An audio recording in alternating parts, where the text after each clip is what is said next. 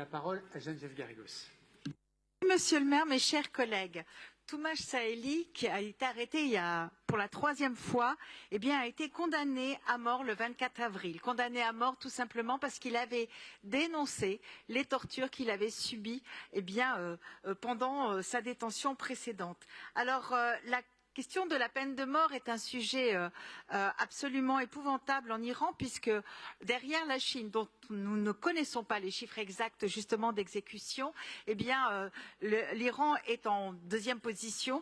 Et rien que pour l'année 2023, c'est 853 personnes au moins, c'est-à-dire qui ont été identifiées, qui ont été exécutées, soit pratiquement plus de 2 par jour. Et depuis le début de l'année, on a déjà dépassé les 200 personnes. Les personnes qui sont exécutées, ce sont principalement des hommes jeunes, souvent d'ailleurs de minorités telles que les Kurdes ou les Baloutches. Et chose nouvelle, ces derniers temps, 10 femmes ont été exécutées, ce qui va à l'encontre de toutes les règles et de tous les accords internationaux. Alors, le régime utilise la peine de mort, nous l'avons vu depuis l'assassinat de Mahsa Jina Amini, qu'en répression au mouvement Femmes, Vie, Liberté, et de très nombreux manifestants, des dizaines d'entre eux, ont été exécutés, d'autres sont en attente.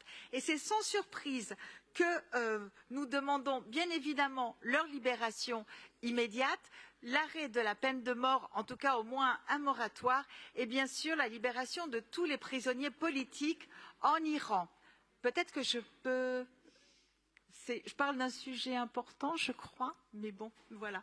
Donc, excusez-moi, je reprends. Donc, nous demandons la libération immédiate de Toumash Saeli, l'arrêt des condamnations à mort et la libération immédiate de tous les prisonniers politiques. Pour conclure, je voudrais dire que le 19 mai dernier, le boucher de Téhéran, ainsi est-il appelé par les Iraniens, a trouvé la mort dans un accident d'hélicoptère.